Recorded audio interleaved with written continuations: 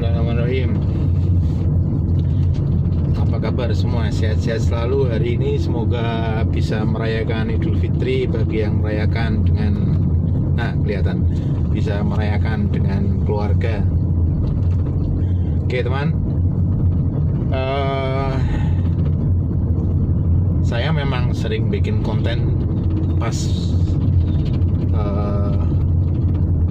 di dalam mobil guys, bukan apa-apa, untuk menemani perjalanan sambil tidak ngelangut, tidak ngelamun, karena biasanya saya sendiri kemana-mana, jadi saya ditemani pemirsa gitu guys. Rekaman yang ini nih ya, rekaman yang ini coba lihat dulu.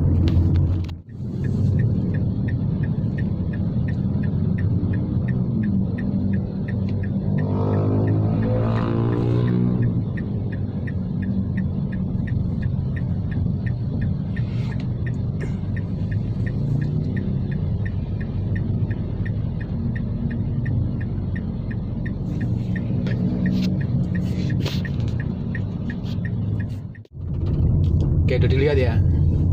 Itu tadi pas di exit tol Krapyak. Jadi meskipun itu dari angkatan lampu merah yang baru saja hijau, tapi bisa dibayangkan ya, ini hari Minggu, berarti bisa dikatakan kantor libur. Ramainya sedemikian rupa. Nah, ada kemungkinan itu adalah, ya saya kurang tahu, mungkin pabrik ya, mungkin pabrik juga bisa. Nah, saya nggak akan bahas. Tidak hanya hari Minggu guys, tapi Senin, Selasa, Rabu itu jalan-jalan sudah padat. Padahal di tengah himbauan di rumah saja. Sebenarnya itu kenapa guys? Kalau saya boleh memberikan curahan hati atau dalam pikiran saya, itu ya apa ya, macam-macam lah. Satu, ada yang jenuh di rumah. Nah, kalau tadi sih saya lihat kebanyakan pekerja pabrik, kemudian ya kalau yang mobil sih mungkin banyak yang main ya, seperti ada ledakan di daerah Pangandaran, Batu Karas itu ya, kemudian tadi pagi ditutup. Nah, hari-hari biasa juga lebih banyak lagi guys,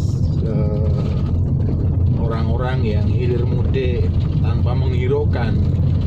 Ya mungkin menghiraukan guys, tapi sudah tidak tahu harus bagaimana, karena posisinya itu kalau dikatakan, kalau di kota ya, saya bilang di kota itu serba beli. Jadi mau makan pun beli, mau minum beli.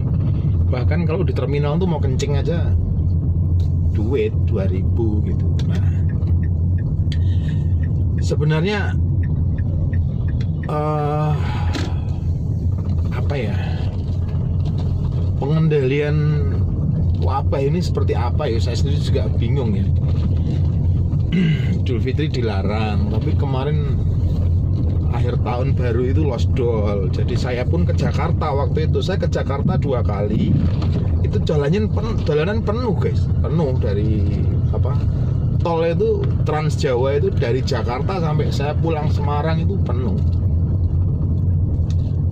Nah, ini yang membuat saya unik adalah cara penanganannya itu seperti apa pemerintah itu. Apakah memang dibuka tutup, jadi memang biar ada uang masuk ya, karena kan kalau nggak ada uang masuk, ya nggak ada yang bayar tol, nggak ada yang jajan, nggak ada yang makan, nggak ada yang bayar parkir gitu kan, retribusi apa, penghasilan ke pemerintah juga nggak ada guys. Nah, pemerintah juga mungkin butuh juga tuh dana buat apa, istilah ya buat bangun lah, seperti itu. Nah,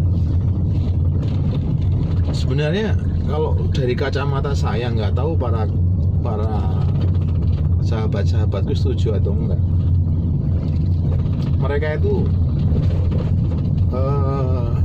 melakukan aktivitas itu berwisata ya, satu karena jenuh sudah setahun nggak boleh ke sana nggak boleh ke sini ya, kedua pusing di rumah kan. Nah kalau yang paling penting itu menurut saya ya sebenarnya setiap keluarga, setiap individu di Indonesia itu pasti punya utang, pasti kepada perbankan, baik itu motor, baik itu mobil, baik itu kartu kredit, baik itu ya macam-macam lah kawan, macam-macam. Nah, yang menjadi poin perbincangan saya kali ini adalah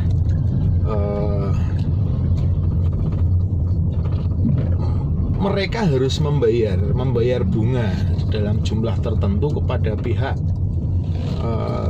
kreditur ya, kepada pihak kreditur. Jadi bukan suatu hal yang menjadi sebuah perbincangan umum guys, dimana semua itu bunga itu harus diserahkan kepada pihak perbankan, atau bahkan mungkin yang pegawai negeri itu dengar-dengar tidak mendapatkan relaksasi, tidak mendapatkan restrukturisasi karena gaji tetap diberikan. Nah, kalau bagi yang sifatnya wira swasta atau pekerja harian begitu kan otomatis harus tetap membayar. Jadi mereka harus kerja. Kalau nggak kerja kan debt collector datang, mau narik motor, mau narik mobil, mau nagih utang, seperti itu.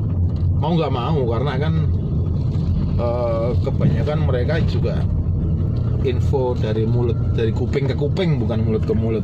Itu udah kejam juga. Misalnya kamu inilah ini itu kamu harus bayar ini itu, seperti itu. Nah otomatis kan mereka harus kerja, they have to keep their own job, yang harusnya ini terus kemudian ke sana, bahkan mungkin lari ke Grab ataupun Gojek. Nah akibatnya ya ada pergerakan ekonomi, tapi penularan dari virus, kalau memang virus itu ada kan sama juga tak terbendung guys. Karena pembatasan itu banyak pembatasan parsial aja, menurut saya sih pembatasan parsial, nggak dibatasin full, istilahnya etok-etokan gitu ya, etok-etokan ya, dibatasi tapi ya lewat ya dibiarin gitu ya, mungkin dalam kurun waktu tertentu jam 9 sampai jam 10 disekat, nanti lebih dari itu udah. Jadi itu yang saya hadapi, yang saya alami. Nyatanya saya dari perjalanan ini nyatanya juga lancar-lancar aja, nggak ada penyekatan, bahkan saya lintas daerah barusan. Ya ada sih, memang harus saya tempuh. Kalau tadi kan memang saya harus ketemu orang tua, ya saya tempuh. Memang ada penyekatan ya, saya cari jalan lain karena harus ketemu orang tua. Nah orang lain pun sama. Nah sekarang yang jadi masalah hari-hari ya, untuk memenuhi kebutuhan, untuk membayar bunga. Nah itu mereka harus keliling, harus kerja. Nah, di sini saya bisa menarik kesimpulan bahwa sebenarnya kalau ada manajemen terhadap kredit panci, kredit dandang, kredit ceret, kredit gelas, ya, yang saya maksud adalah semua kredit perbankan diatur pemerintah dengan jelas, saya yakin pergerakan nggak akan segitu dahsyat. Karena orang-orang itu capek juga ditagih debt collector pagi, siang, malam, bahkan sekarang minggu aja telepon debt collector. Jadi ya harus mereka benar-benar nyari uang guys, begitu. Ketika ditagih debt collector ya harus, ya mau nggak mau, bahasanya berapapun mas gitu, berapapun lah dikasih.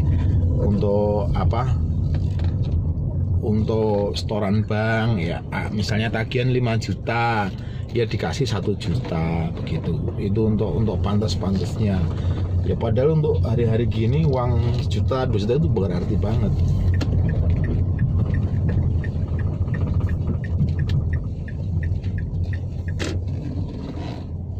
Makanya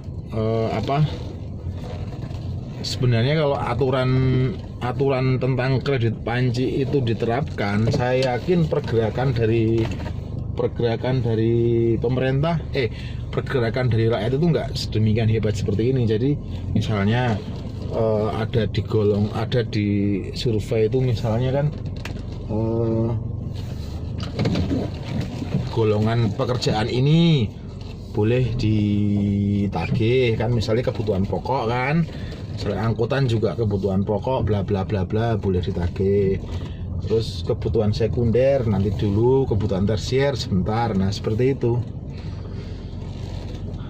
Tapi di sini kan enggak, jadi parsial, jadi susah juga kita mau melihat bagaimana pergerakan masyarakatnya karena semua lari untuk mencukupi kebutuhannya.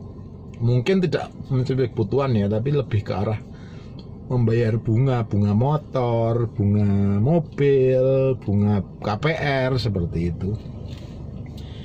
Nah kalau ada peraturan dengan jelas, misalnya bunga gimana. Nah kalau kemarin kan udah kita simak bunganya itu nggak jelas, tetap aja kita warga negara yang nanggung, padahal pidato Bu Menteri di zaman pemerintah. Jadi ya udah rakyatnya carut marut pada berhamburan kiri kanan, ya susah dibatasin. Ya karena kalau di rumah ditagih kok. Seperti itu.